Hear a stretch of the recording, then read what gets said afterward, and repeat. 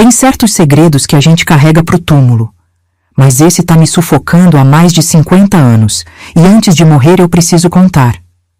Eu vim do sertão do Piauí achando que ia só cozinhar e ganhar o meu sustento. Mas voltei de lá carregando um peso que até hoje me aperta o peito. Meu nome é Maria José. Já tô com 79 anos nas costas. E tem coisa que a gente não esquece nunca, por mais que o tempo passe.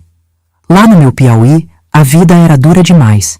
A seca comendo tudo, a terra rachando e a barriga da gente também. Quando apareceu aquela oportunidade de trabalhar em São Paulo, numa casa de gente rica, eu nem pensei duas vezes. Era cozinheira boa, aprendi com minha mãe desde pequena. As mãos calejadas de tanto ralar mandioca, fazer pirão, cozinhar feijão na panela de barro. Eu era nova, tinha só 22 anos, mas já sabia da vida. Ou achava que sabia. Arrumei minha trouxa, abracei minha mãe doente, prometi que mandaria dinheiro todo mês e peguei o pau de arara até a capital. De lá, um ônibus que durou 3 dias inteiros até São Paulo. Quando cheguei naquela mansão, pensei que era tudo que eu precisava para ser feliz. Comida na mesa, um quartinho só para mim, um salário que dava para ajudar a família. Mas Deus é testemunha que se eu soubesse o que ia acontecer naquela casa, talvez tivesse ficado no meu sertão, comendo farinha seca, mas com a consciência limpa. O que aconteceu naquela casa me marcou para sempre. E o pior não foi o que eu vi. Foi o que eu não tive coragem de fazer. A vida lá no interior do Piauí era sofrida, mas tinha um gosto de verdade que até hoje sinto falta. Acordava com o cantar do galo antes mesmo do sol aparecer. Casinha simples com quintal. Na cozinha, só uma mesa de madeira velha, uns banquinhos e o fogão de lenha que minha mãe acendia todo santo dia. Água era um luxo. Tinha que buscar no pote, andando quase meia hora até a cacimba. Carregava na cabeça, equilibrando que nem bailarina, para não derramar nenhuma gota.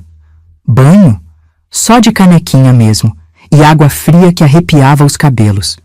Quando chovia, a gente corria para fora, aproveitava aquela bênção do céu para se lavar e encher todos os baldes que tinha. Comida era o que dava para tirar da terra: feijão, milho, mandioca, carne só de 15 em 15 dias, quando meu pai matava uma galinha.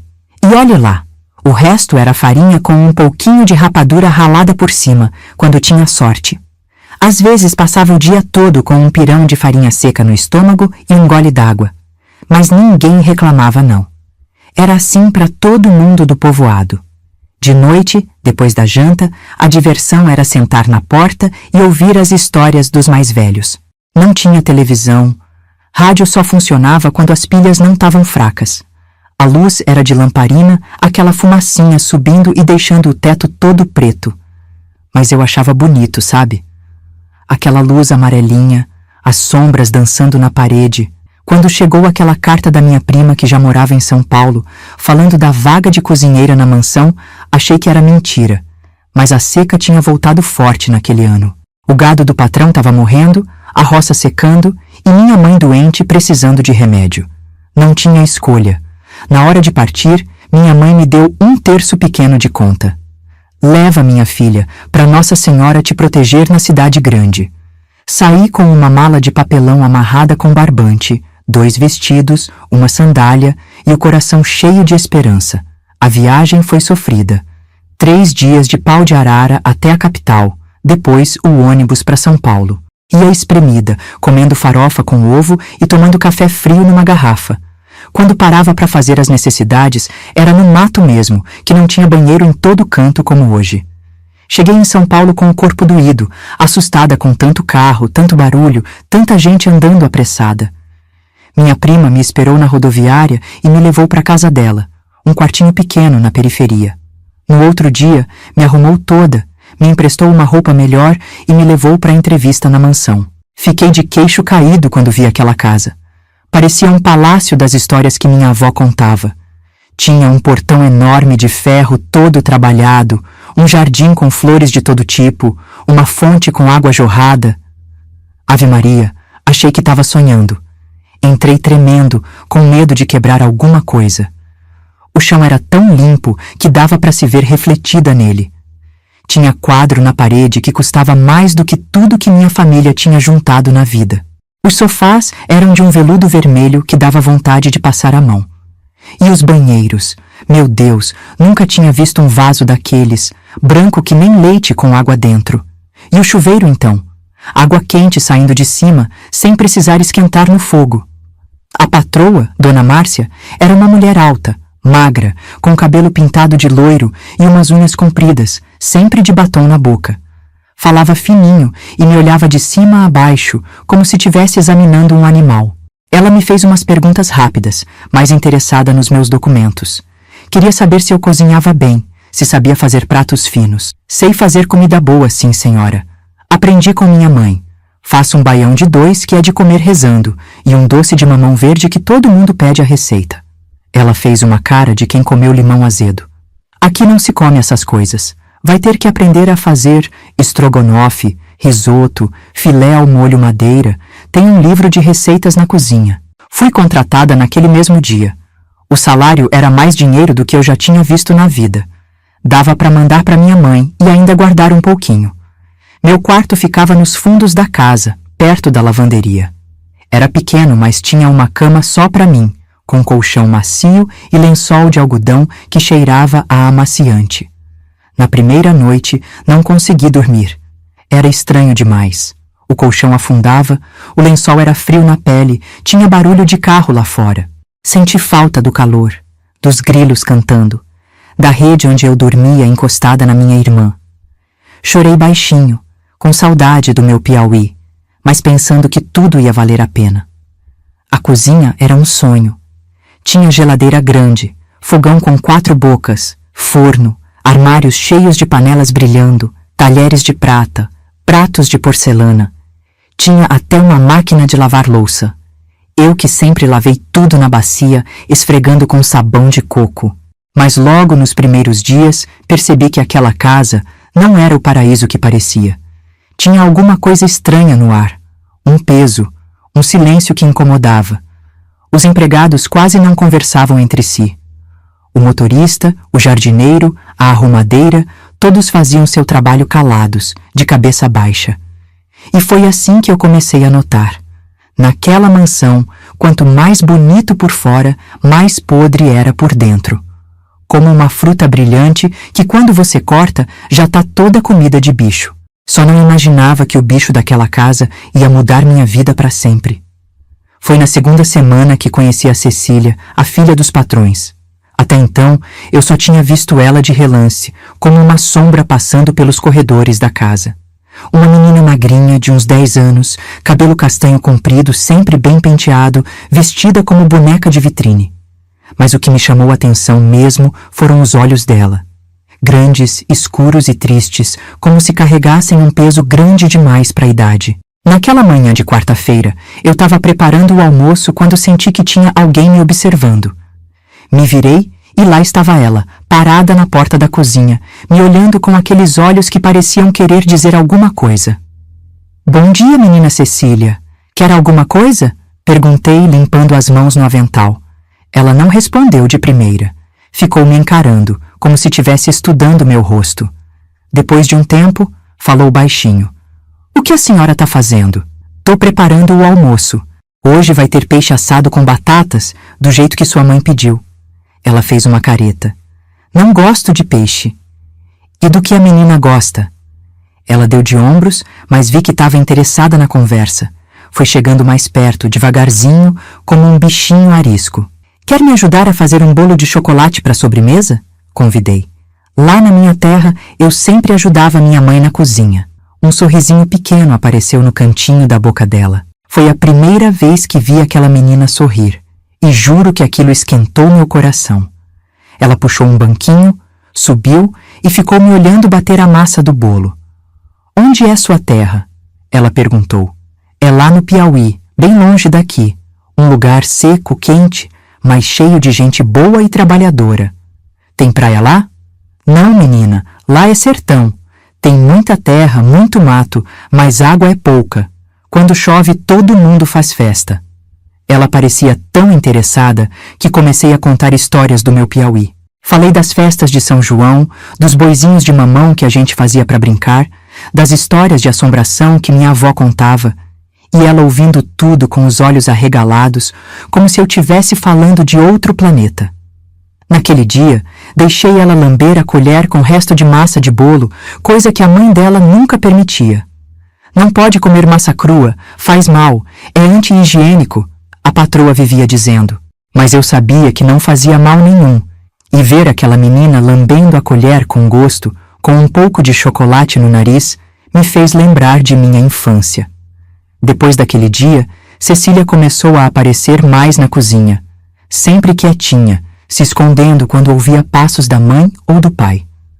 Na hora das refeições, ela comia sozinha na mesa da cozinha, enquanto os pais jantavam na sala de jantar, muitas vezes com convidados importantes. A patroa dizia que criança tinha que comer antes, que não sabia se comportar na mesa com adultos. Eu aproveitava aqueles momentos para conversar com a menina, para tentar arrancar um sorriso dela. Fazia panqueca em formato de bichinhos, cortava frutas em estrelinhas, coisas simples que faziam os olhos dela brilharem um pouquinho. Mas notei que Cecília era uma criança diferente das outras que eu conhecia. Não brincava, não pulava, não fazia barulho. Era como se tivesse medo de existir, de ocupar espaço.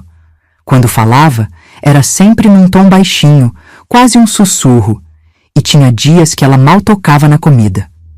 "Não tá gostando da comida hoje, menina?" perguntei uma vez. Ela só balançou a cabeça, mexendo no arroz com o garfo, sem olhar para mim. "Tá doente? Tá com dor de barriga?" Outro balanço de cabeça. "Então o que foi?" "Pode contar para tia Maria José." Ela levantou os olhos, cheios de lágrimas, e sussurrou. "Só não tô com fome." Percebi que tinha algo errado, mas não quis forçar. Naquela casa, aprendi rápido que as paredes tinham ouvidos e que certas perguntas era melhor não fazer. Uma tarde, eu estava passando roupa na lavanderia quando ouvi um choro baixinho vindo de trás das máquinas de lavar. Fui olhar e encontrei Cecília encolhida num canto, chorando com a mão na boca para não fazer barulho. "Menina, pelo amor de Deus, o que foi?" perguntei assustada, me agachando perto dela. Ela se assustou quando me viu, tentou limpar as lágrimas rápido. "Nada, tia." "Como nada? Tá chorando por quê? Alguém brigou com você?" Ela não respondeu, só ficou me olhando com aqueles olhos de quem queria muito dizer alguma coisa, mas não conseguia.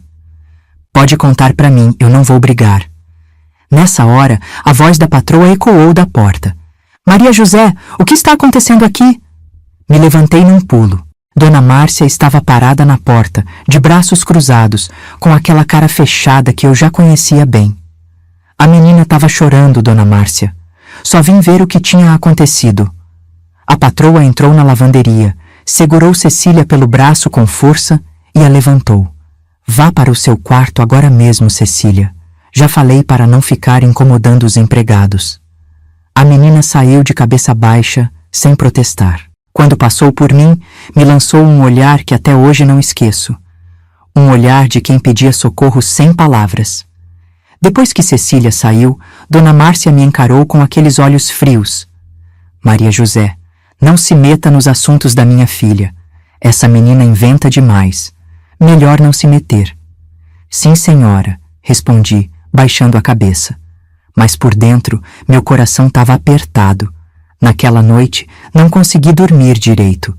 Ficava pensando na menina, no choro dela, naquele olhar pedindo ajuda. Tinha alguma coisa muito errada acontecendo naquela casa, e eu começava a sentir que não era só coisa da minha cabeça. Nos dias que se seguiram, comecei a prestar mais atenção. Notei como Cecília tremia quando o pai chegava em casa, como ela se encolhia quando ele se aproximava, como ficava em silêncio durante todo o jantar, mal tocando na comida, sempre de olhos baixos. O doutor Ricardo, meu patrão, era um homem importante na cidade. Advogado famoso, amigo de políticos, sempre bem vestido e falando bonito. Com os empregados era educado, mas distante. Nunca gritava, nunca perdia a compostura. Era daqueles homens que não precisam levantar a voz para mostrar poder. Todo mundo na casa obedecia só com um olhar dele. Com a filha, ele parecia carinhoso demais em público. sempre elogiando o quanto ela estava bonita, fazendo questão de mostrar para visitas como ela tocava piano bem, como era educada. Mas eu percebia que os sorrisos de Cecília nessas horas eram forçados e que ela ficava dura como estátua quando ele passava a mão no cabelo dela ou beijava sua bochecha. Uma vez, ouvi sem querer uma conversa dele com a esposa. Precisa levar essa menina num psicólogo, Márcia. Ela anda muito quieta, muito estranha. Já falei com a professora. Disse que é fase, que algumas crianças são assim mesmo, mais retraídas. Tomara que seja só isso. Não quero problemas, ainda mais agora que estou prestes a me candidatar. Aquela conversa ficou martelando na minha cabeça. Parecia preocupação de pai, mas tinha algo no tom de voz dele que não me soava certo. Era como se a preocupação não fosse com o bem-estar da menina, mas com as aparências, com o que os outros iam pensar.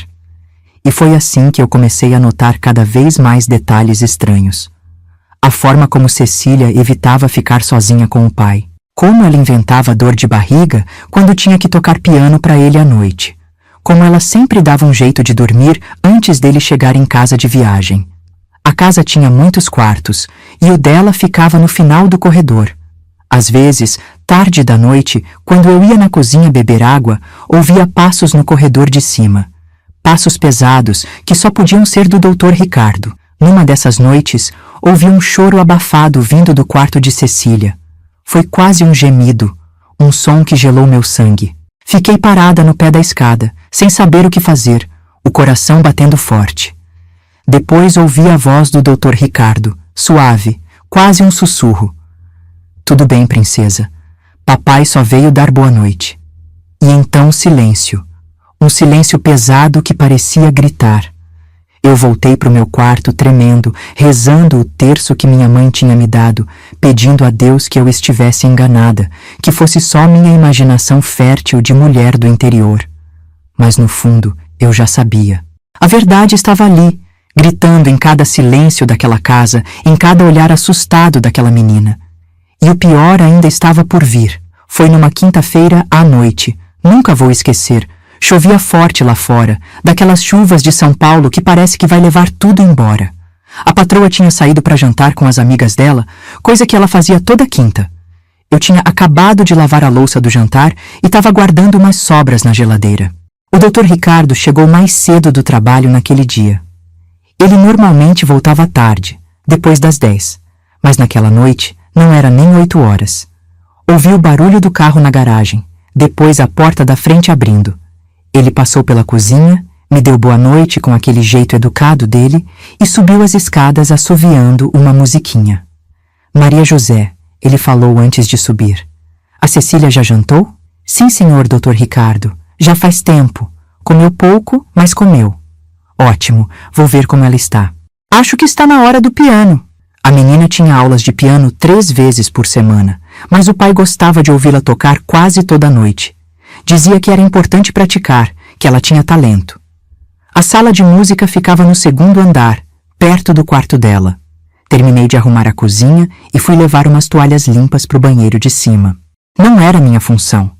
A arrumadeira que cuidava disso já tinha ido embora, mas a dona Márcia tinha pedido antes de sair que eu deixasse toalhas limpas no banheiro dela. Subi as escadas devagar, tentando não fazer barulho. A casa era grande, com corredores compridos e muitas portas. O 2º andar tinha o quarto do casal numa ponta, o quarto de Cecília na outra, e no meio ficavam a sala de música, um escritório e 2 banheiros. Quando passei pelo corredor, ouvi o som do piano. Mas não era a música de sempre, aquelas peças clássicas que a professora ensinava. Era só uma nota, repetida várias vezes, como se alguém tivesse apertando a mesma tecla sem parar. Achei estranho. A porta da sala de música estava entreaberta. Só uma fresta, mas dava para ver lá dentro. Não sei o que me fez parar e olhar. Talvez tenha sido o som daquela nota repetida, talvez um pressentimento, ou talvez Deus mesmo que quis que eu visse com meus próprios olhos. O Dr. Ricardo estava sentado no banco do piano, e Cecília estava no colo dele. Mas não era como uma filha sentada no colo do pai. Tinha algo de errado ali. A menina estava de costas para ele, o corpo todo duro, a mãozinha apertando uma tecla do piano sem parar. E ele estava com o rosto colado no pescoço dela, as mãos. Meu Deus, me dá até nojo de lembrar. As mãos dele por baixo da camisola dela.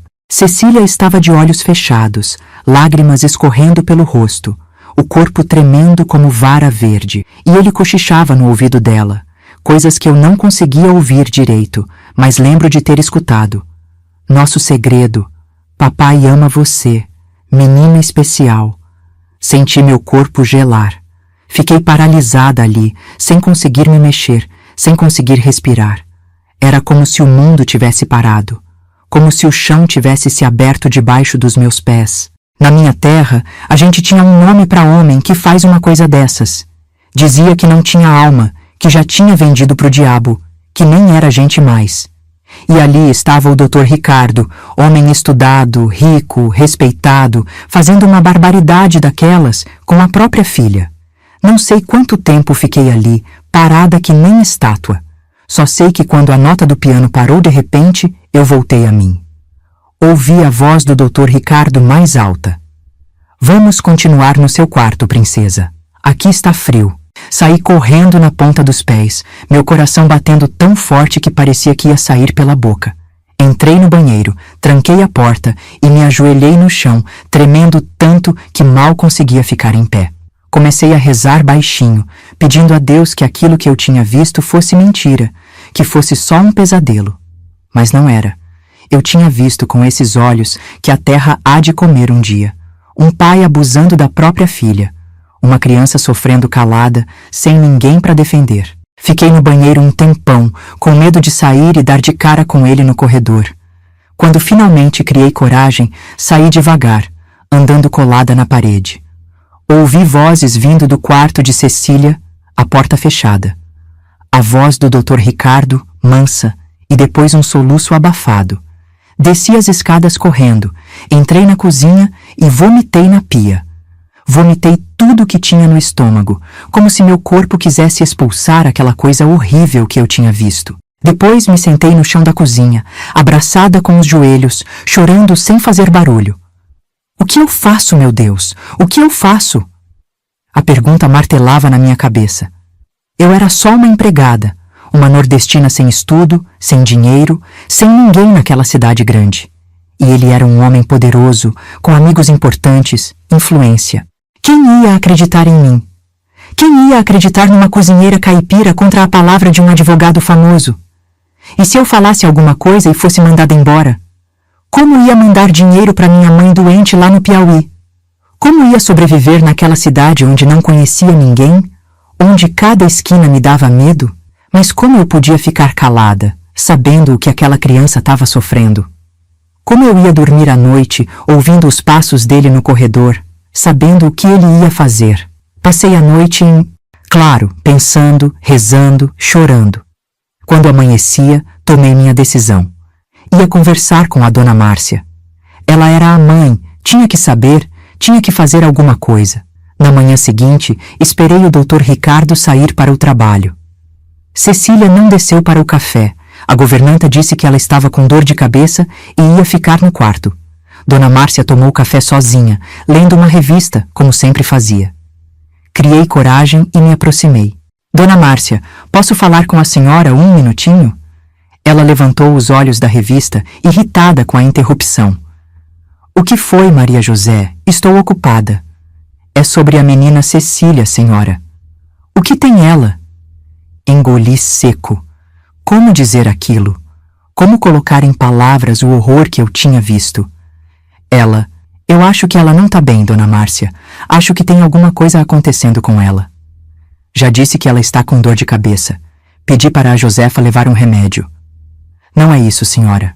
Minhas mãos tremiam tanto que tive que esconder atrás do avental. É que ontem à noite eu vi o Dr. Ricardo com ela na sala de música e... Não consegui terminar. Dona Márcia fechou a revista com força, fazendo um barulho que me assustou.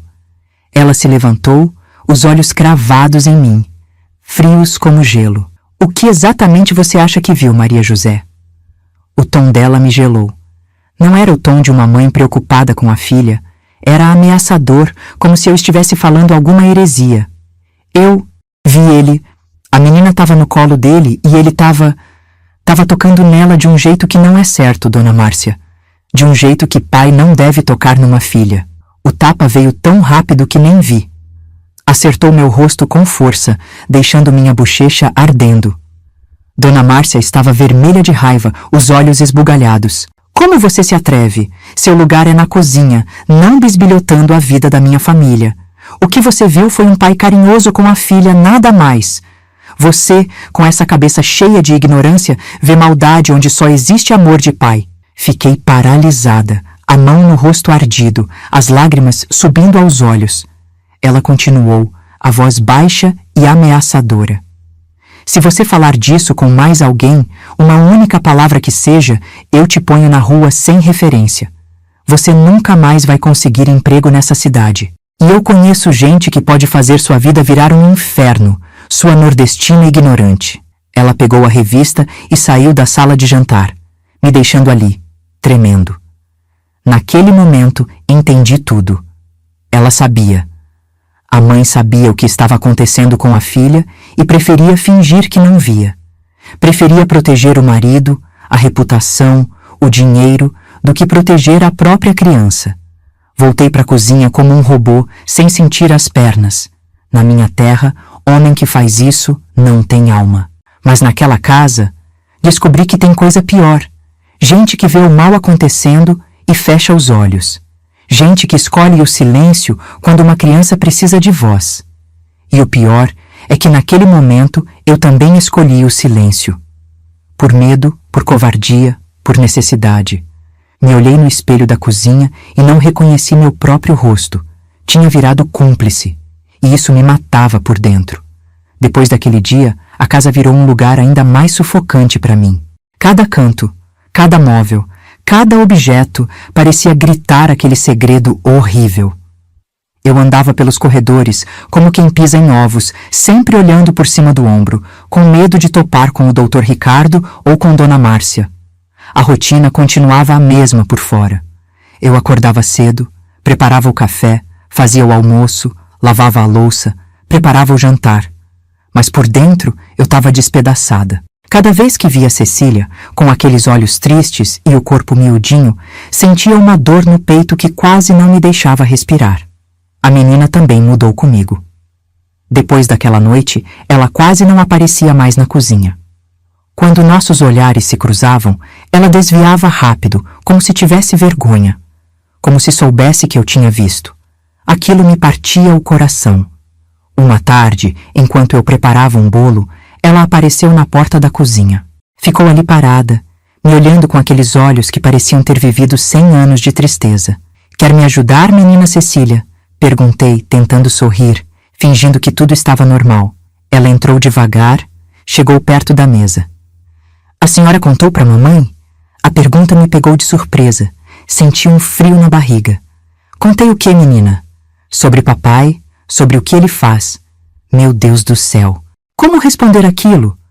Como dizer para uma criança que sim, eu contei, mas que a própria mãe dela escolheu não acreditar, que preferiu me ameaçar a proteger a filha?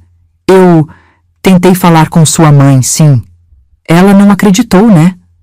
A voz dela era tão madura, tão cansada. Parecia uma velhinha falando, não uma menina de 10 anos. Sua mãe, ela acha que eu entendi errado o que vi. Cecília baixou a cabeça. Uma lágrima escorreu pelo rostinho magro. Ninguém nunca acredita. Naquela hora, senti uma revolta tão grande que quase não consegui conter. Quis pegar aquela menina no colo, sair correndo daquela casa, levar ela para longe. Mas para onde? Como? Quem ia acreditar em mim? Quem ia me ajudar? Eu acredito em você, Cecília. Eu sei que é verdade. Ela levantou os olhos para mim, surpresa. Era como se ninguém nunca tivesse dito aquilo para ela antes. Como se aquelas palavras simples fossem a coisa mais importante que ela já tinha ouvido. A senhora pode me ajudar? Aquela pergunta ficou pesando na minha consciência por dias e dias, porque no fundo eu sabia que não podia. Ou achava que não podia. Eu, uma mulher simples, sem estudo, sem dinheiro, sem ninguém. O que eu podia fazer contra aquela família poderosa? A Dona Márcia começou a me vigiar depois daquela conversa. Sempre aparecia de repente na cozinha, como se quisesse me pegar fazendo algo errado. Me dava mais trabalho, reclamava de tudo, dizia que a comida estava salgada, que o chão não estava limpo direito, que eu era lenta e desatenta. Tudo para me lembrar do meu lugar, para me fazer sentir pequena. O Dr. Ricardo continuava me tratando com a mesma educação fria de sempre, como se nada tivesse acontecido. Talvez nem soubesse que eu tinha visto, talvez a dona Márcia não tivesse contado para ele, ou talvez soubesse e não se importasse, confiante de que eu não podia fazer nada. E era verdade, eu não podia fazer nada. Ou pelo menos era o que eu pensava naquela época. Os outros empregados da casa, a arrumadeira Josefa, o jardineiro Severino, o motorista Antônio, pareciam viver num mundo à parte. Faziam seu trabalho e iam embora, sem falar muito, sem se meter. Mas aos poucos fui percebendo que eles também sabiam. Não falavam diretamente, mas dava para sentir nos olhares, nos silêncios, nos avisos velados. Foi Josefa quem me contou, um dia, que não era a primeira vez que alguém percebia o que acontecia naquela casa. Estávamos sozinhas na área de serviço, ela lavando os uniformes, eu passando umas toalhas de mesa. Maria José, ela falou baixinho, olhando em volta para ter certeza que ninguém estava ouvindo.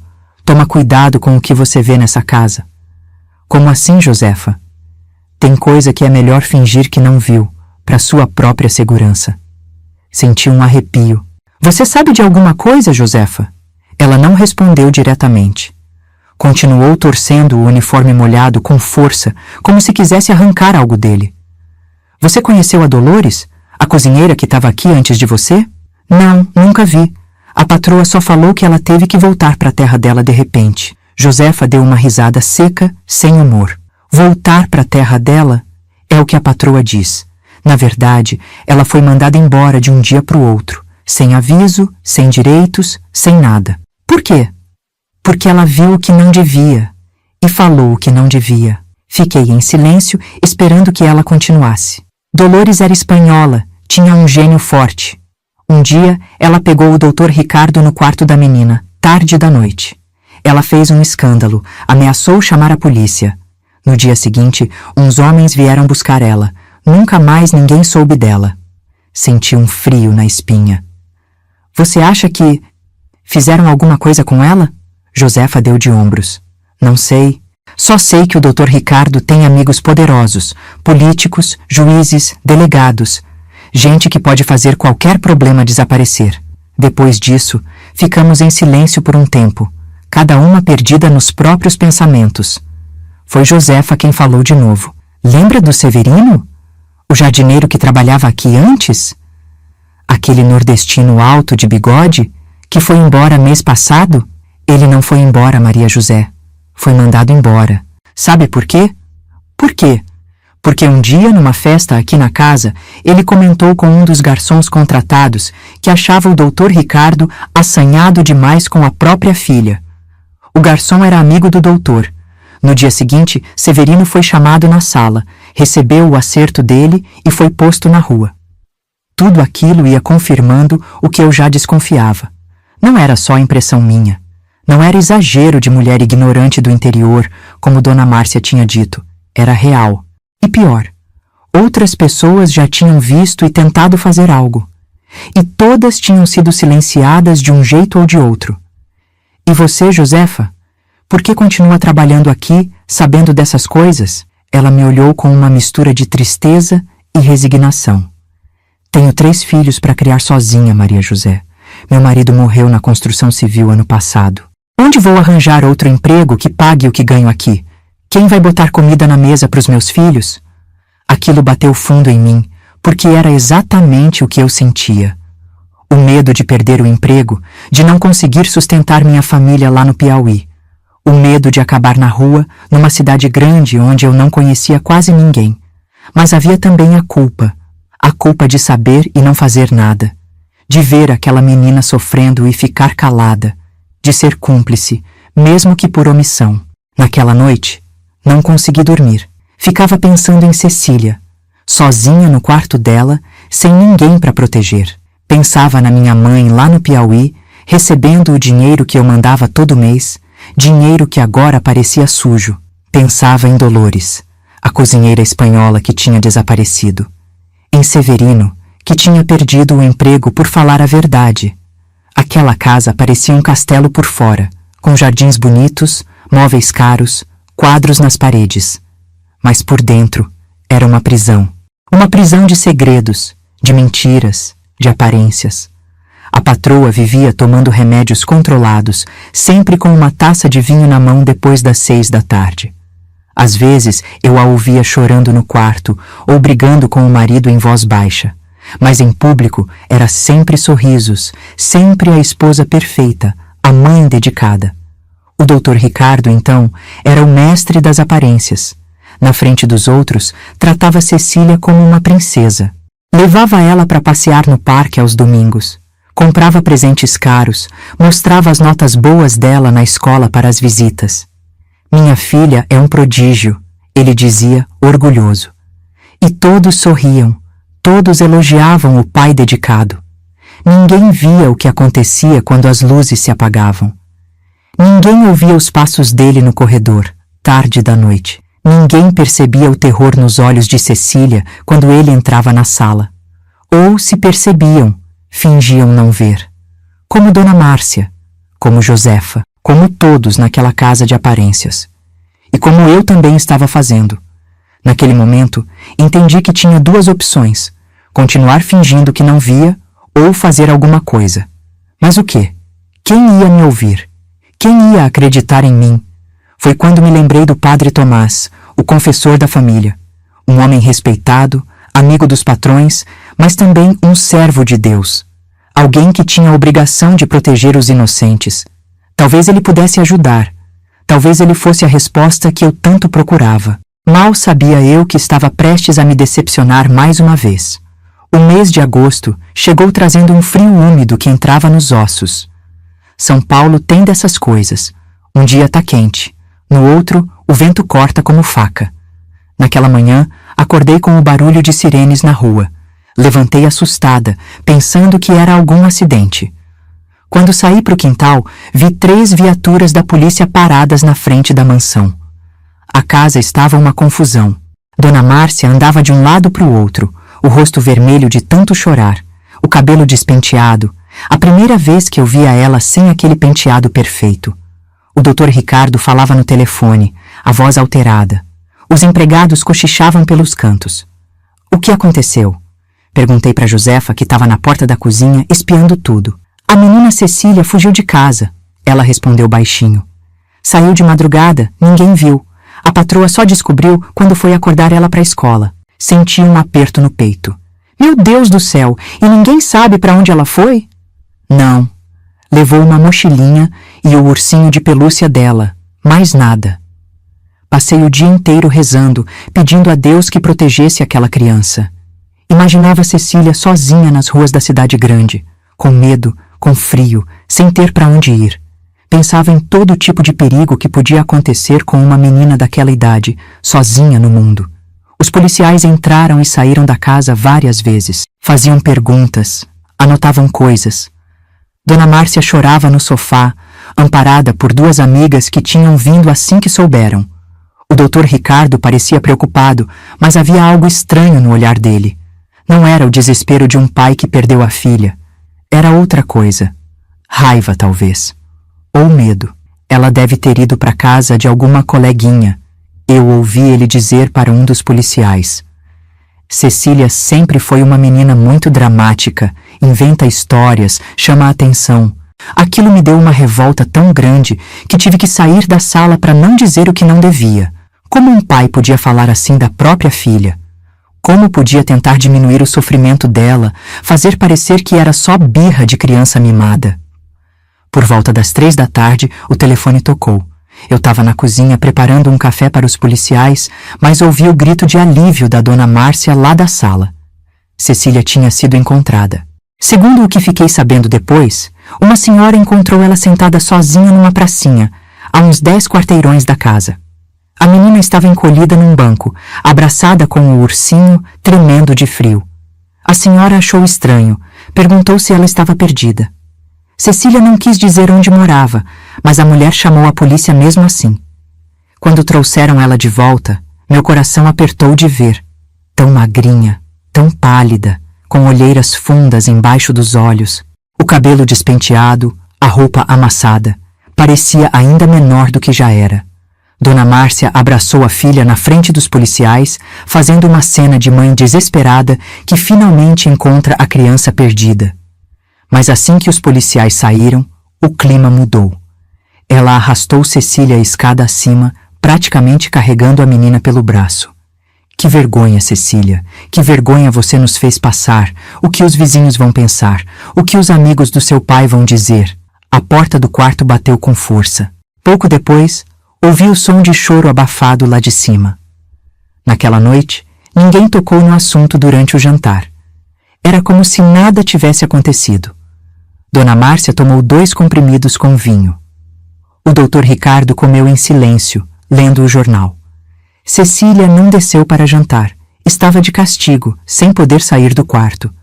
Preparei uma bandeja com sopa e pão para levar para ela. Quando subi as escadas, ouvi vozes alteradas vindo do quarto do casal.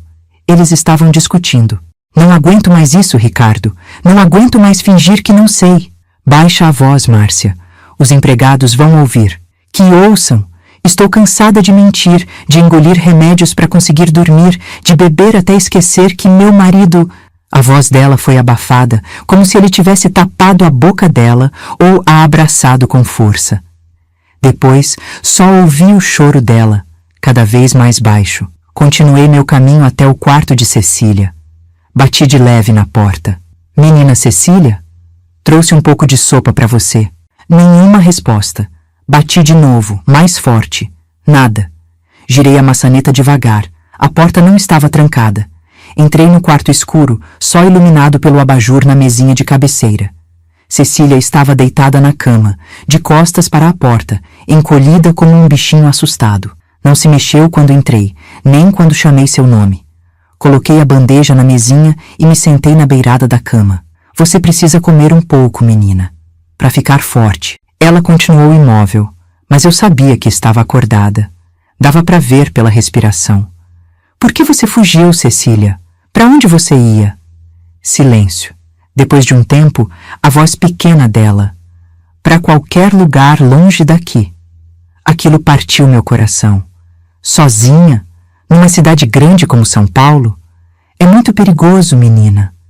Ela se virou então, me olhando com aqueles olhos que pareciam ter vivido 100 anos de tristeza. É mais perigoso ficar aqui.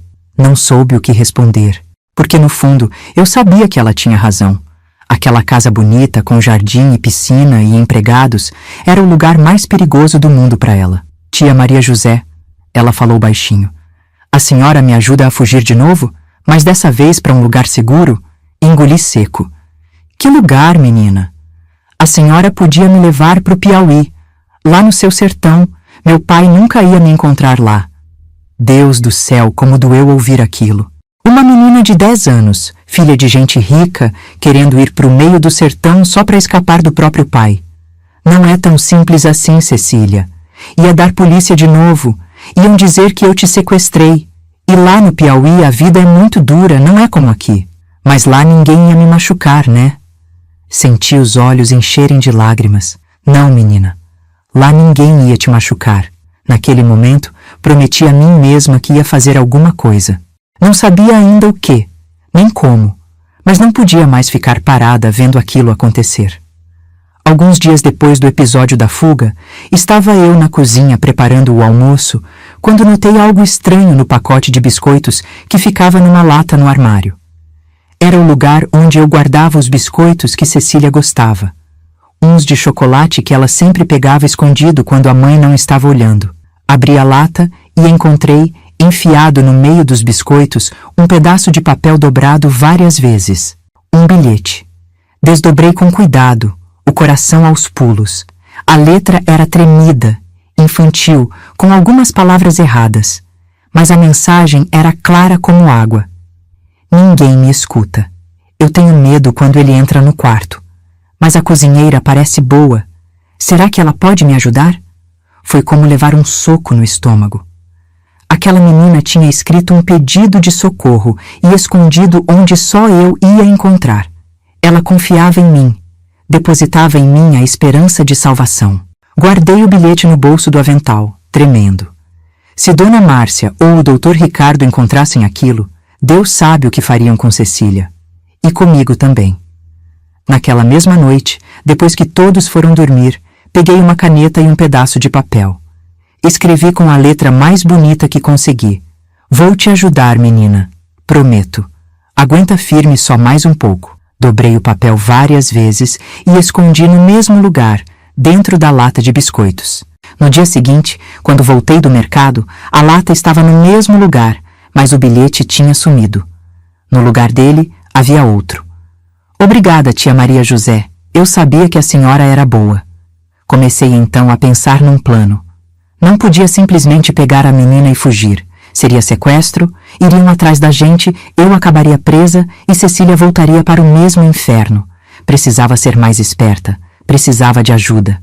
Foi aí que pensei no padre Tomás. Ele era o confessor da família há anos, um homem respeitado na comunidade. Se eu contasse para ele o que estava acontecendo, ele teria autoridade para intervir. Podia falar com o Dr. Ricardo, ameaçar contar para a polícia, para a igreja, sei lá.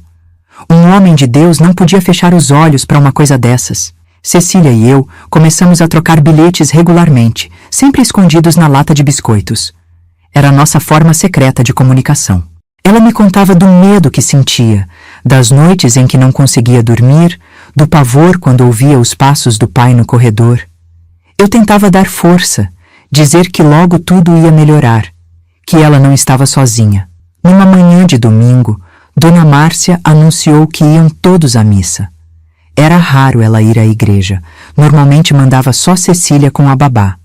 Mas naquele dia, disse que precisavam ir em família. Depois, entendi o porquê.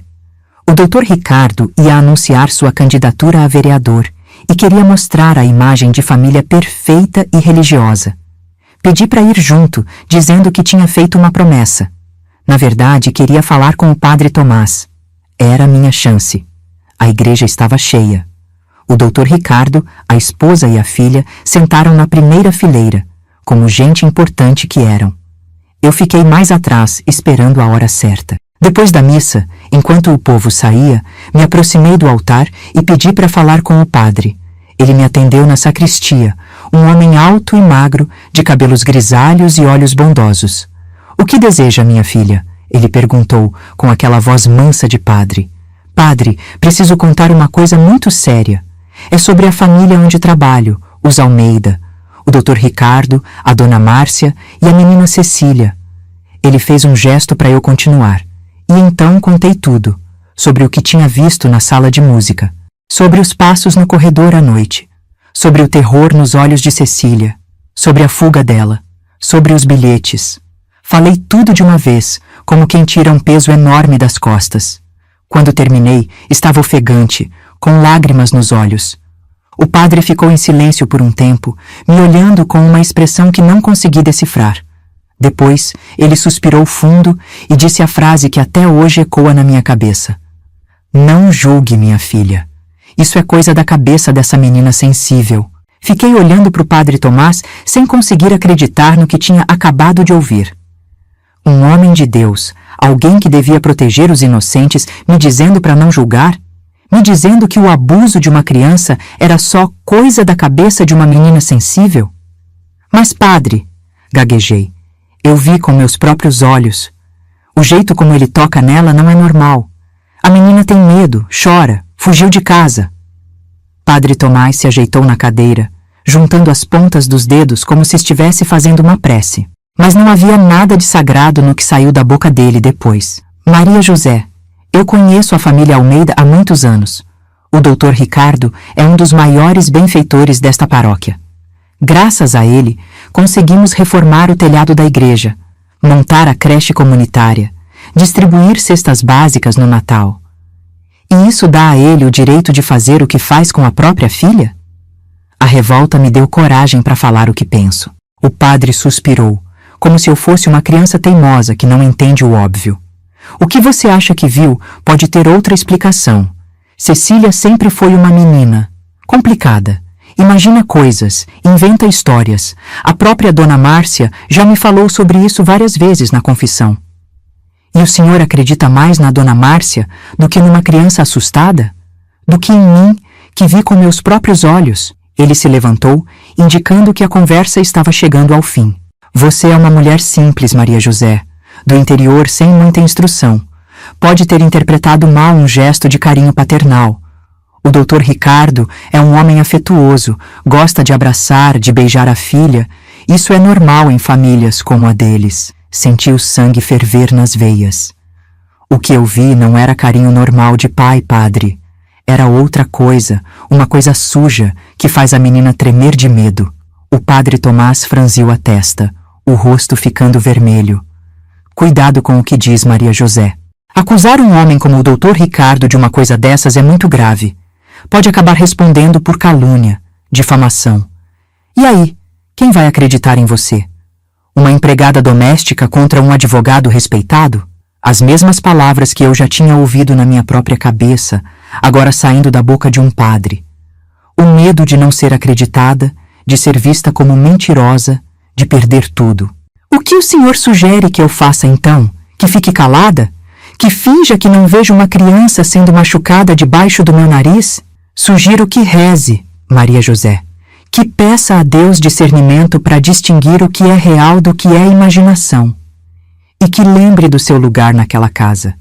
Você está lá para cozinhar, não para julgar seus patrões. Saí da sacristia como se tivesse levado um tapa na cara. As palavras do padre martelando na minha cabeça. Lembre do seu lugar. O lugar da empregada nordestina era na cozinha, calada, obediente, fingindo que não via o horror acontecendo ao seu redor. Lá fora, a família Almeida esperava perto do carro. Dr. Ricardo de terno e gravata, sorrindo e cumprimentando conhecidos. Dona Márcia ao lado dele, cabelo impecável, e Cecília, um passinho atrás, de vestido branco com fita na cintura, parecendo uma boneca de porcelana. Uma família perfeita aos olhos de todos. Mas eu sabia o que se escondia por trás daquela perfeição. E agora também sabia que não podia contar com a ajuda da igreja. O padre Tomás estava tão comprado quanto qualquer outro na cidade. O dinheiro do Dr. Ricardo falava mais alto que o sofrimento de uma criança. No caminho de volta para casa, sentada no banco de trás do carro ao lado de Cecília, não conseguia parar de pensar no que ia fazer. Se não podia contar com o padre, com quem mais poderia? A polícia? E se não acreditassem em mim também? E se o Dr. Ricardo usasse sua influência para abafar o caso, como já tinha feito antes? Cecília percebeu minha angústia. Sem que ninguém notasse, sua mãozinha pequena e fria segurou a minha por um instante. Foi um toque breve, mas cheio de significado. Ela confiava em mim, e eu estava falhando com ela. Naquela noite, não consegui dormir. Revirava na cama, pensando em todas as possibilidades. Podia denunciar anonimamente, mas sem provas, sem testemunhas, quem ia acreditar? Podia tentar conversar com Dona Márcia de novo, mas sabia que seria inútil. Ela preferia se entupir de remédios e fingir que não via. E sempre voltava o mesmo pensamento. E se eu perdesse meu emprego? Como ia mandar dinheiro para minha mãe doente lá no Piauí? Como ia me sustentar em São Paulo, sem conhecer quase ninguém, sem referências? O medo me paralisava, me fazia cúmplice daquele horror. Na manhã seguinte, Dona Márcia me chamou no escritório dela. Entrei com o coração na mão, certa de que o padre tinha contado nossa conversa, que eu seria demitida na hora. Maria José, ela começou, sentada atrás da escrivaninha como uma rainha no trono. Recebi notícias da sua terra. Parece que sua mãe não anda bem de saúde. Gelei. Como ela sabia da minha mãe? Eu só falava com minha família por carta, uma vez por mês. O chofer do mercadinho, onde você compra as coisas para casa, me contou que você recebeu uma carta semana passada e ficou muito abalada. Disse que era da sua mãe, que ela precisava de uma operação. Era verdade. Minha mãe estava com problemas no coração. Precisava de uma cirurgia que o SUS só ia fazer dali a mais de ano. Tempo que ela talvez não tivesse. Sim, senhora. Minha mãe não está bem. Dona Márcia abriu uma gaveta e tirou um envelope. Empurrou na minha direção sobre a mesa. Tem R$ 5.000 aí. Deve dar para pagar a operação da sua mãe numa clínica particular lá no Piauí. Fiquei olhando para o envelope sem entender. R$ 5.000 era mais do que eu ganhava em quase um ano de trabalho. Por que ela estava me dando aquele dinheiro? A senhora... Por quê? Ela me olhou com aqueles olhos frios, o rosto uma máscara de falsa preocupação. Por que aprecio seu trabalho, Maria José? Você é uma boa cozinheira, discreta, cuidadosa. Queremos que continue conosco por muito tempo e sabemos como a família é importante. Foi então que entendi. Não era bondade, era suborno. Ela sabia que eu tinha falado com o padre. Sabia que eu estava pensando em denunciar e estava me comprando, usando minha mãe doente, minha pobreza, minha necessidade contra mim. Obrigada, dona Márcia. Consegui dizer, a voz quase sumindo. A senhora não sabe o quanto isso vai ajudar minha mãe. Sei sim, Maria José. Sei exatamente o quanto vai ajudar. O sorriso dela não chegava aos olhos. Só espero que você lembre disso quando pensar em fazer ou dizer algo que possa prejudicar esta família. Pense na sua mãe, no quanto ela precisa do seu apoio financeiro. Saí daquele escritório segurando o envelope como se fosse uma cobra venenosa. Dinheiro sujo. Dinheiro para comprar meu silêncio. Mas dinheiro que podia salvar a vida da minha mãe. Que escolha eu tinha? De um lado, uma criança que eu mal conhecia, que não era nada meu. Do outro, minha própria mãe, a mulher que me deu a vida, que criou 7 filhos na pobreza do sertão, que nunca deixou faltar um prato de comida, mesmo quando ela mesma ficava sem comer. Chorei a noite toda, com o envelope debaixo do travesseiro. Me sentia a pior pessoa do mundo. Uma covarde, uma vendida. No dia seguinte fui até o correio e mandei o dinheiro para o Piauí, com uma carta explicando que era para a operação da mãe. Não contei de onde tinha vindo o dinheiro. Disse só que tinha economizado. Mais uma mentira na pilha de mentiras que estava se tornando minha vida. Quando voltei para a mansão, Cecília estava no quintal, sentada num balanço, sozinha como sempre. Me aproximei, o coração pesado. Tia Maria José, ela falou baixinho quando me viu. A senhora falou com o padre. Ele vai me ajudar? Como dizer àquela criança que ninguém ia ajudá-la? Que o padre, que devia ser um porto seguro, preferia o dinheiro do pai dela à verdade? Que eu mesma tinha sido comprada? Que tinha escolhido minha mãe em vez dela? O padre. Ele disse que precisamos de provas, menina. Que só a minha palavra não basta. Não consegui olhar nos olhos dela enquanto mentia. Mas não era de todo mentira. Realmente precisávamos de provas. Precisávamos de alguém que acreditasse em nós. Então vamos conseguir provas, ela disse, com uma determinação que me surpreendeu.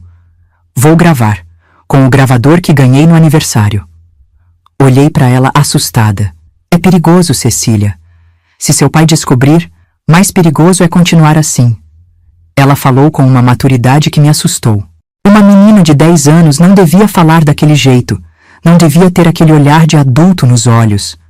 Naquele momento, me sentia ainda pior. Ali estava ela, uma criança, enfrentando o próprio pai, disposta a arriscar tudo para se salvar. E eu, uma adulta, me acovardando, aceitando dinheiro sujo, escolhendo olhar para o outro lado. Não faz isso, menina. É arriscado demais. Vamos pensar em outro jeito. Mas ela balançou a cabeça, decidida.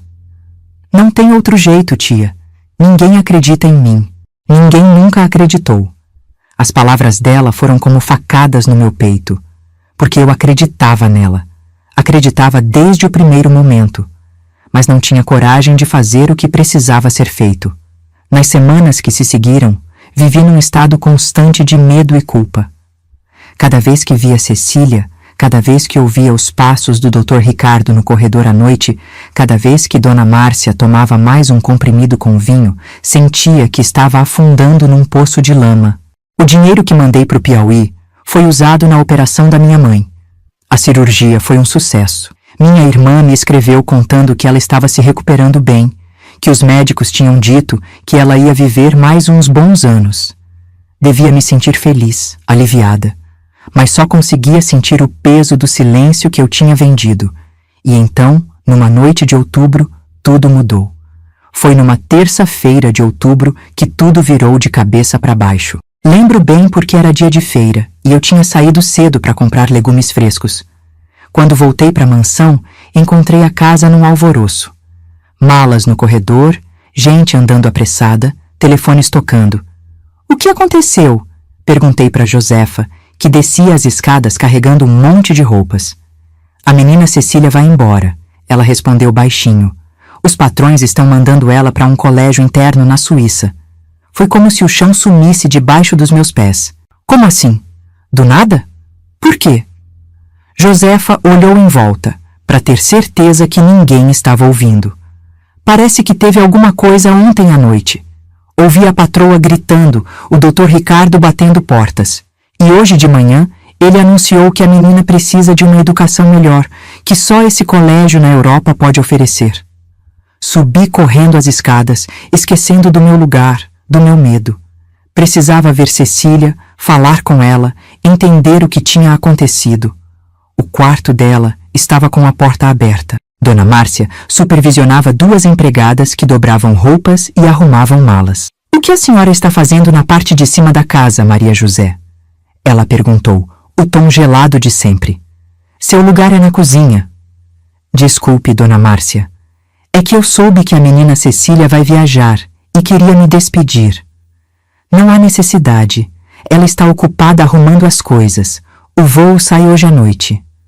Hoje? Mas é tão repentino. O olhar dela me atravessou como uma lança. Surgiu uma vaga de última hora nesse colégio exclusivo. Uma oportunidade única. Agora, por favor, volte para a cozinha. O almoço precisa ser servido no horário. Não tive escolha a não ser obedecer. Desci as escadas com o coração pesado, pensando no que poderia ter acontecido. Será que Cecília tinha tentado gravar o pai, como tinha dito que faria? Será que ele descobriu? Passei a manhã inteira na cozinha, preparando o almoço como um robô, enquanto ouvia o movimento lá em cima. Pessoas entrando e saindo, o Dr. Ricardo dando ordens, Dona Márcia ao telefone falando em francês, uma língua que ela adorava usar para mostrar que era culta. Por volta do meio-dia, quando eu estava terminando de temperar a salada, a porta da cozinha se abriu. Era Cecília. Ela entrou devagar, olhando por cima do ombro para ter certeza que ninguém a seguia. Menina, o que aconteceu? Me contaram que você vai embora hoje. Ela se aproximou de mim, o rosto pálido, os olhos vermelhos de tanto chorar. Parecia ainda menor do que já era, quase sumindo dentro do vestido verde clarinho que usava. Eu fiz o que disse que ia fazer, tia, ela sussurrou. Gravei ele, gravando ontem à noite, quando ele entrou no meu quarto. Senti um frio na espinha. E ele descobriu? Ela fez que sim com a cabeça. Achou o gravador embaixo do travesseiro quando eu estava no banho. Quebrou tudo. Depois teve uma briga enorme com a mamãe. Ele gritou que eu era maluca, que inventava coisas, que precisava de tratamento. E é por isso que estão te mandando para longe? Para te calar? É um colégio interno, tia, bem longe daqui. A mamãe diz que é pro meu bem, que lá vou receber a melhor educação do mundo. Ela deu uma risada triste, amarga demais para uma criança daquela idade. Mas eu sei a verdade. Eles querem se livrar de mim. Querem me esconder. Puxei ela para perto e abracei forte, sem me importar se alguém podia entrar e ver. Aquela menina estava sendo exilada, mandada para outro país só porque tentou se proteger do próprio pai. Me perdoa, Cecília. Falei baixinho no ouvido dela. Me perdoa por não ter feito mais, por não ter conseguido te ajudar. Ela se afastou um pouco e me olhou com aqueles olhos de adulto num rosto de criança. A senhora foi a única que acreditou em mim, tia Maria José. A única que tentou. Não vou esquecer nunca. Tirou do bolso um pedaço de papel dobrado e colocou na minha mão. Guardei o endereço do colégio. Se a senhora puder me escrever de vez em quando, para eu não me sentir tão sozinha lá. Apertei o papel contra o peito, as lágrimas escorrendo pelo rosto. Vou escrever toda semana, menina. Prometo. Nesse momento, Dona Márcia apareceu na porta da cozinha. Cecília, o que você está fazendo aqui? Já disse que precisa terminar de arrumar suas coisas. A menina me deu um último olhar, cheio de um desespero silencioso que nunca vou esquecer, e saiu da cozinha obediente. Dona Márcia ficou parada na porta por um instante, me encarando. O almoço está pronto, Maria José? Sim, senhora. Só falta levar para a mesa. Ótimo. E lembre-se do seu lugar nesta casa. Aquelas palavras de novo. Meu lugar. A cozinha. O silêncio. A obediência. A cumplicidade. Naquela tarde, serviu o almoço como se nada estivesse acontecendo. O Dr. Ricardo falava animado sobre o colégio na Suíça, como era prestigiado, como só aceitavam filhos de gente importante. Dona Márcia concordava com tudo, sorrindo aquele sorriso falso. Cecília comia em silêncio, os olhos baixos, mexendo a comida no prato sem vontade. Era uma cena de família normal para quem olhasse de fora. Um pai orgulhoso mandando a filha estudar no exterior. Uma mãe apoiando a decisão. Uma menina um pouco triste por deixar os pais, mas animada com a aventura que a esperava. Só eu sabia a verdade. Só eu via o terror nos olhos de Cecília, o alívio mal disfarçado no rosto do Dr. Ricardo, a tensão no sorriso de Dona Márcia. Uma família de aparências escondendo um segredo podre debaixo da perfeição. Às 6 da tarde, o motorista carregou as malas no carro. Cecília se despediu da casa onde tinha crescido, onde tinha sofrido tanto. Deu um abraço rápido em cada empregado. Quando chegou a minha vez, se agarrou em mim com força, como se não quisesse soltar nunca. Vai ficar tudo bem, menina, sussurrei no ouvido dela. Você vai estar longe dele agora. Vai estar segura. Ela assentiu, mas vi nos olhos dela que não acreditava nisso. O medo tinha marcado aquela criança de um jeito que talvez nunca sarasse. O carro partiu, levando Cecília para o aeroporto, para um país distante onde ela não conhecia ninguém, não falava a língua, não tinha um único amigo. Fiquei parada no portão, vendo o carro sumir na esquina, com um peso no peito que parecia que ia me esmagar. Naquela noite, chorei até não ter mais lágrimas. Chorei por Cecília, mandada para o exílio. Chorei por mim mesma, pela minha covardia, pelo meu silêncio comprado. Chorei pela minha mãe lá no Piauí, que sem saber estava viva graças a um dinheiro sujo. Chorei por todas as Cecílias do mundo, crianças que sofrem caladas porque os adultos que deviam protegê-las preferem não ver, não ouvir, não falar. Nos dias que se seguiram, a casa ficou diferente. Mais silenciosa, mas não era um silêncio de paz. Era um silêncio carregado, pesado, como o ar antes de uma tempestade.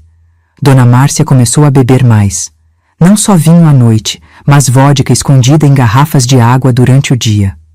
Os remédios também aumentaram.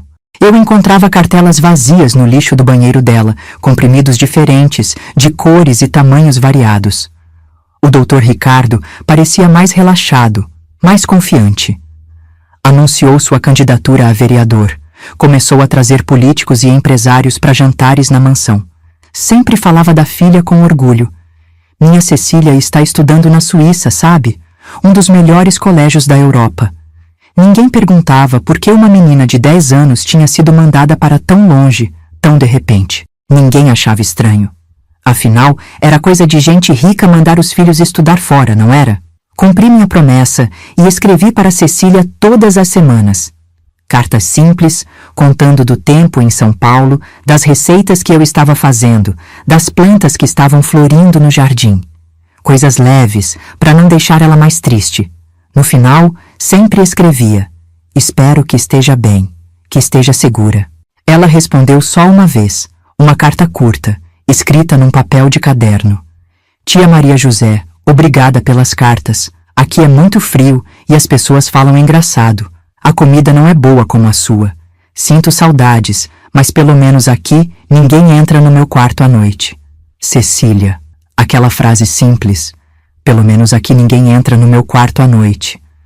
Me deu um alívio e uma tristeza ao mesmo tempo. Alívio porque ela estava longe do monstro. Tristeza porque uma criança daquela idade tinha que agradecer por algo tão básico quanto dormir em paz. 3 meses depois que Cecília foi embora, pedi demissão. Não aguentava mais viver naquela casa, ver aquelas pessoas todos os dias, ser cúmplice daquele horror pelo meu silêncio. Dona Márcia nem tentou me convencer a ficar. Talvez estivesse aliviada por se livrar de alguém que sabia demais. Me pagou tudo certinho, até me deu uma carta de recomendação elogiosa. Mas quando estava saindo pela última vez, carregando minha mala de papelão, a mesma com que cheguei, ela disse: "Espero que tenha aprendido, Maria José, que certas coisas é melhor não ver, não ouvir, não falar." Saí daquela mansão como quem sai de uma prisão. Respirei fundo o ar da rua, sentindo um peso enorme saindo dos meus ombros.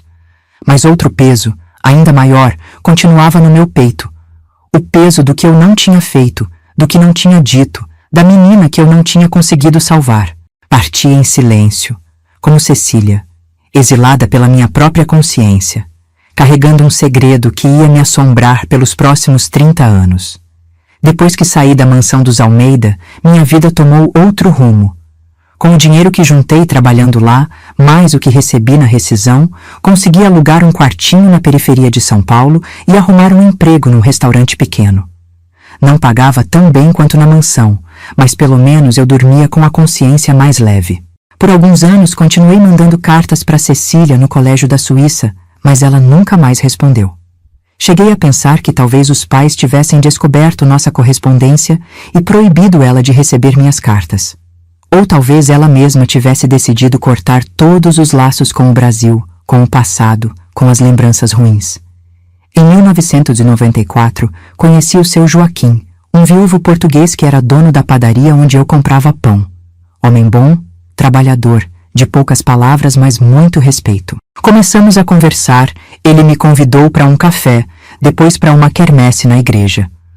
Um ano depois, estávamos casados.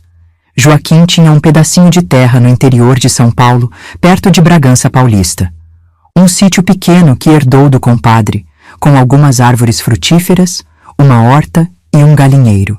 Quando ele se aposentou da padaria, fomos morar lá. Foi nesse sítio que finalmente encontrei um pouco de paz. Plantando, colhendo, cuidando das galinhas, fazendo queijo e doces para vender na feira. Uma vida simples, parecida com a que eu tinha lá no Piauí, mas sem a miséria, sem a fome.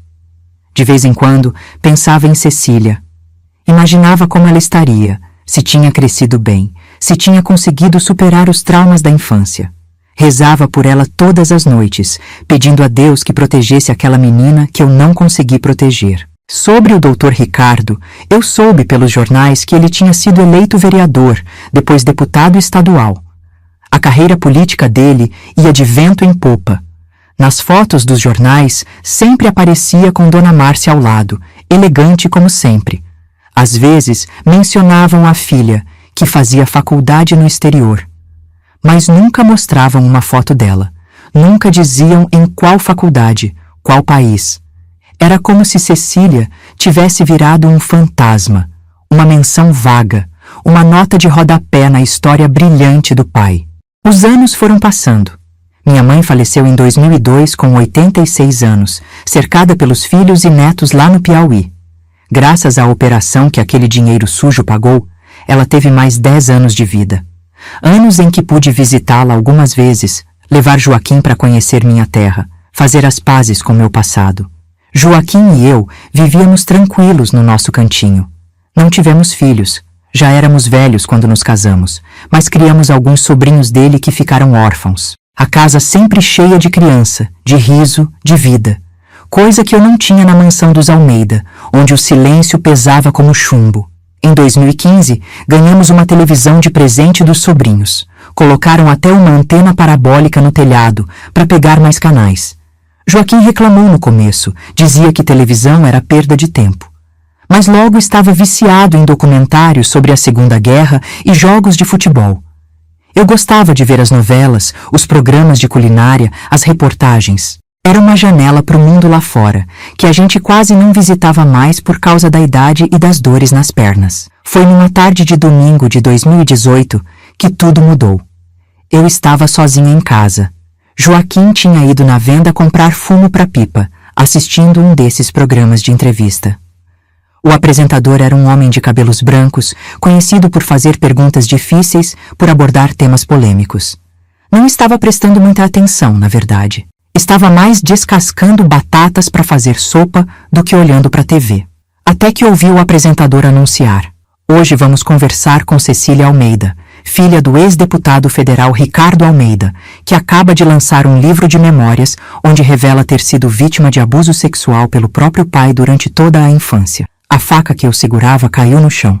Levantei os olhos para a televisão e lá estava ela. Cecília. Não mais aquela menina magrinha e assustada que eu conheci. Agora uma mulher de uns 40 anos, cabelo curto, óculos de armação grossa, rosto sério. Mas os olhos eram os mesmos, aqueles olhos que pareciam ter vivido 100 anos de tristeza. Cecília, o apresentador começou, seu livro tem causado um grande impacto. Pela primeira vez, você traz a público acusações muito graves contra seu pai, um homem que foi figura importante na política paulista por mais de 2 décadas. O que te fez decidir falar agora, depois de tanto tempo? Ela respirou fundo antes de responder. A voz era calma, controlada, muito diferente da vozinha fina e assustada que eu lembrava. Por muitos anos, achei que o silêncio era minha única opção. Fui mandada para o exterior aos 10 anos, quando tentei denunciar o que estava acontecendo. Passei a adolescência inteira em colégios internos, depois em faculdades longe do Brasil. Meus pais controlavam minha vida através do dinheiro, das ameaças veladas, do medo. E o que mudou? Minha mãe morreu há 2 anos. Câncer. No leito de morte, ela finalmente admitiu que sempre soube o que meu pai fazia comigo, que escolheu ficar calada para manter o status, o dinheiro, a posição social, e me pediu perdão. Apertei as mãos contra o peito, sentindo o coração disparar. Dona Márcia sabia. Claro que sabia. Todos naquela casa sabiam. E todos escolheram o silêncio. Com a morte dela, Cecília continuou, senti que finalmente estava livre para contar minha história. Meu pai já não tem o mesmo poder político de antes, já não pode me ameaçar como fazia. Seu pai nega todas as acusações, diz que você inventou tudo isso por vingança, por ressentimento por ter sido mandada estudar no exterior. Cecília deu um sorriso triste. Claro que ele nega. É a palavra dele contra a minha. A palavra de um ex-deputado respeitado contra a de uma mulher que ele sempre pintou como problemática, instável, mentirosa. Você tem alguma prova do que alega? Além das minhas lembranças, dos anos de terapia, dos pesadelos que ainda tenho? Não tenho provas concretas.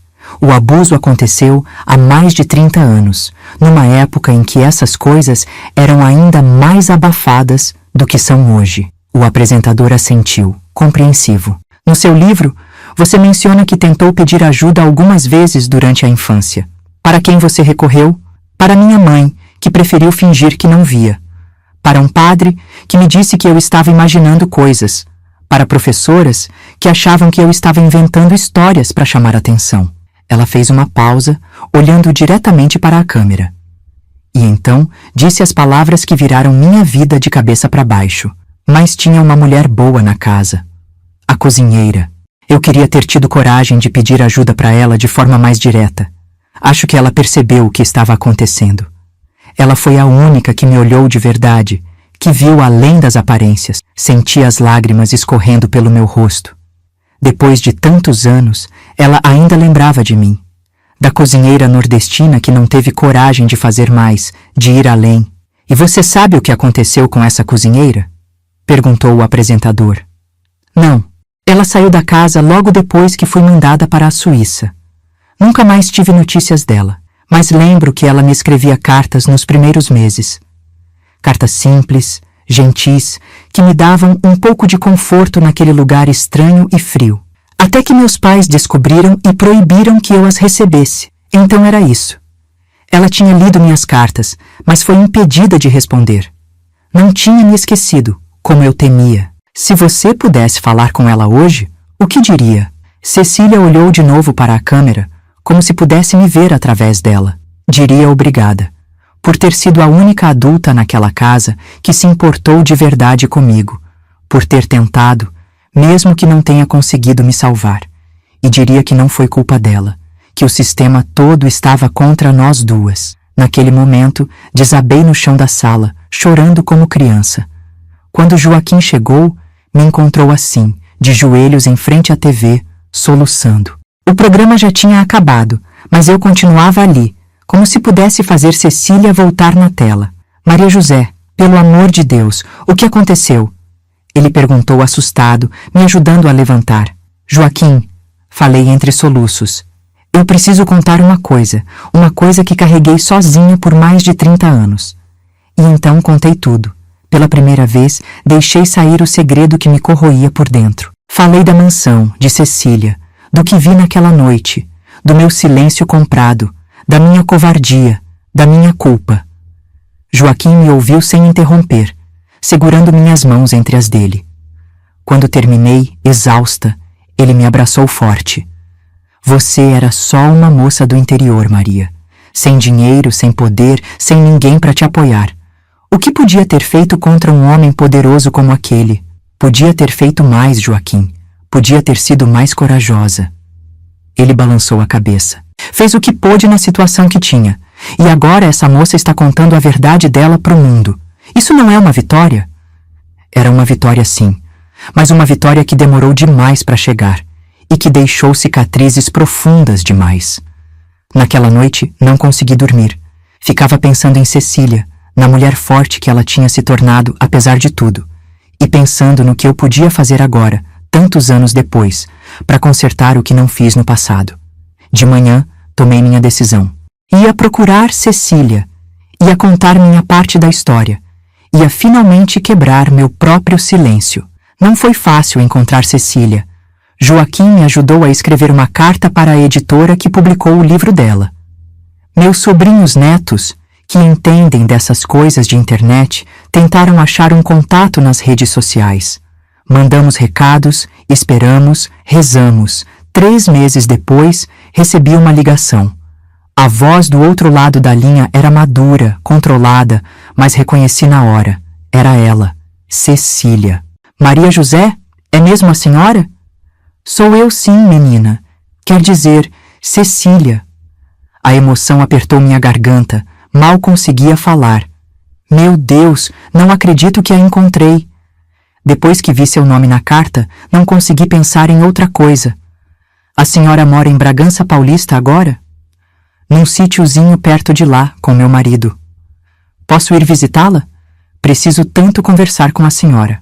1 semana depois, um carro preto parou na porteira do nosso sítio. Vi Cecília descendo, agora em carne e osso, não mais na tela da televisão. Usava calça jeans, camisa simples, o cabelo preso num rabo de cavalo. Parecia mais jovem assim, mais leve.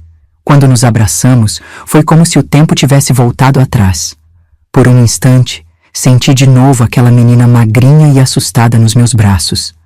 Mas era uma mulher forte agora, que tinha sobrevivido, que tinha encontrado sua voz. Passamos o dia conversando. Joaquim nos deixou a sós. Foi cuidar da horta, entendendo que aquela conversa era só nossa. Contei tudo para ela. Sobre como tinha tentado falar com a mãe dela, com o padre. Sobre o dinheiro que aceitei para minha mãe doente. Sobre a culpa que carreguei todos esses anos. Eu falhei com você, Cecília. Falei por fim, as lágrimas escorrendo pelo rosto enrugado. Essa menina confiava em mim. E eu falhei com ela. Cecília segurou minhas mãos entre as dela. Mãos calejadas de uma vida inteira de trabalho. Mãos que agora tremiam com a idade e com a emoção. A senhora não falhou comigo, tia Maria José. Foi a única que tentou. A única que viu o que estava acontecendo e não fingiu que era normal. A senhora era tão vulnerável quanto eu naquela casa. Uma mulher sozinha, nordestina, sem estudo, sem dinheiro, sem apoio. Mas eu era adulta, devia ter protegido você. Num mundo perfeito, sim.